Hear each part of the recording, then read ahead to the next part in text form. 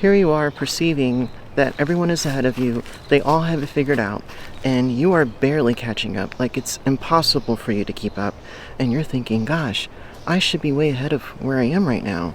Well, in this video I'm going to talk about why you're not behind, you're just on a different timeline. Your story is different, and why that's completely okay. I think what it stems from is the idea of comparing ourselves to others, which is something that I am very guilty of myself. Like, thinking that, oh my god, like, look at the next person, look where they're at, like, look how much money he or she has, look at just the status that he or she has, and that comparison game is going to absolutely be self-defeating and self-sabotaging.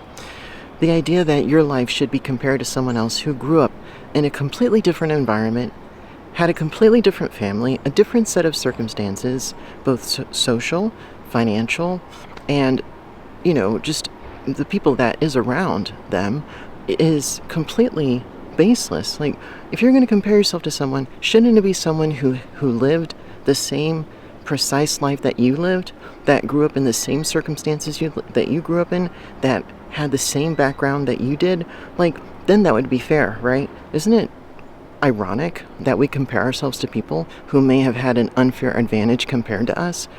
What's the logic in that? And that's something that took me a long time to figure out. So, a fun fact, scientists actually call this social clock pressure, which is basically the idea that you should have something figured out or completed by a certain point in time. Fun fact number 2, people change their careers on average between 5 and 7 years. I'm going through this myself actually because I was a life coach. If you've seen other videos of mine, which I highly recommend if you haven't already, and if you haven't, please like and subscribe to support what I'm doing.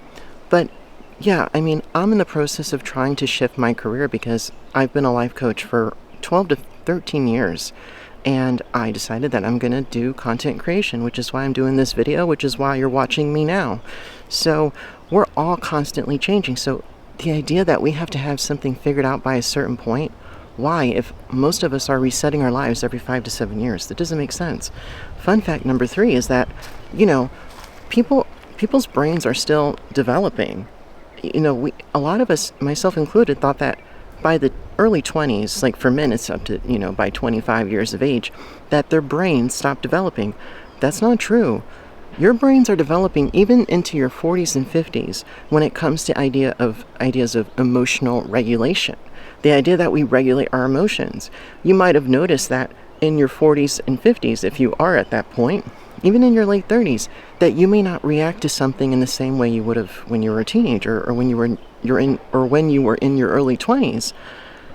You regulate your emotions so much differently and with more wisdom and more grace as you get older. Well, the hope is that you do. There's some people who probably might be the exception, and I'm sure you probably know of them, but most of us tend to have a better handle on our emotions. The second point, when it comes to how our brains are still developing between our 40s and 50s, is that we have more wisdom. We see things in a way that helps us to make better decisions, and we have more insight. And, the definition of wisdom is knowledge that is applied. That's all that wisdom means. It means knowledge and application. If you know something, that's one thing. But if you apply what you know, that's wisdom. And that's something that you learn when you get older into your middle age years. And think of all the lessons that you're learning by starting a new path. Like, for me, I'm learning how to take risks.